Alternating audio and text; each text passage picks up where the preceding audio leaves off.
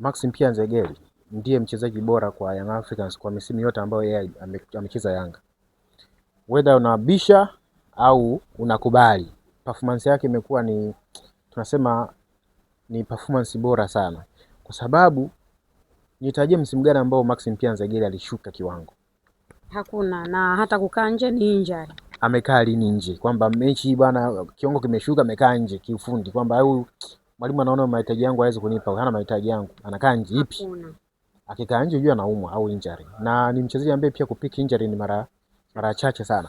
Kwa hiyo mchezaji ambaye kwanza anakupa guarantee ya yeye kupatikana mechi zote 30 za ligi na michuano mingine, kwa sababu hana record mbaya ya kuwa na majeraha. Cha kwanza. Cha pili ni mchezaji ambaye anacheza maeneo mengi. Maana yake mwalimu anakupa option ya kumtumia sehemu yoyote.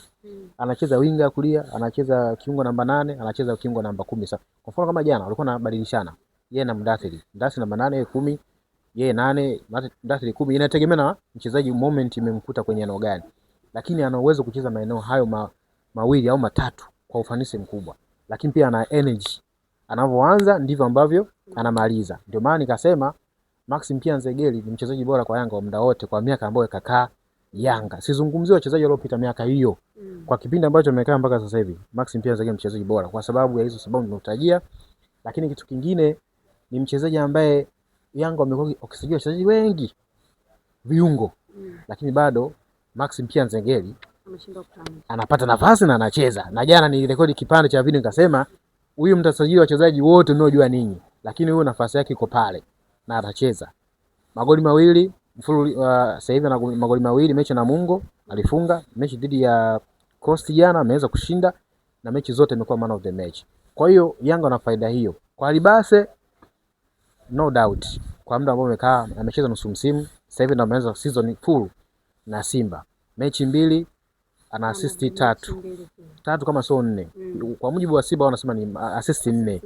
Lakini ambazo mimi ziona kwa haraka haraka ambazo kweli zili assist 3 na pre-assist 1. Maana ana mchango wa magoli 4 katika mechi 2. Man of the match 2. Performance bora sana. Na amekuwa na impact kuliko mchezaji yote Simba kwa sasa.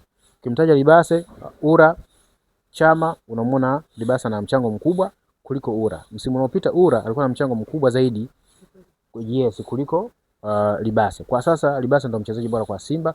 Maxim pia Nzegeli hakuna mchezaji bora kwa Yanga ukimtoa Maxim pia Nzegeli. Hao wengine wanaingia, lakini bado tusema kwenye upande mtu anayesababisha hatari kwenye lango la mpinzani, analeta impact ya moja kwa moja, Maxim pia Nzegeli.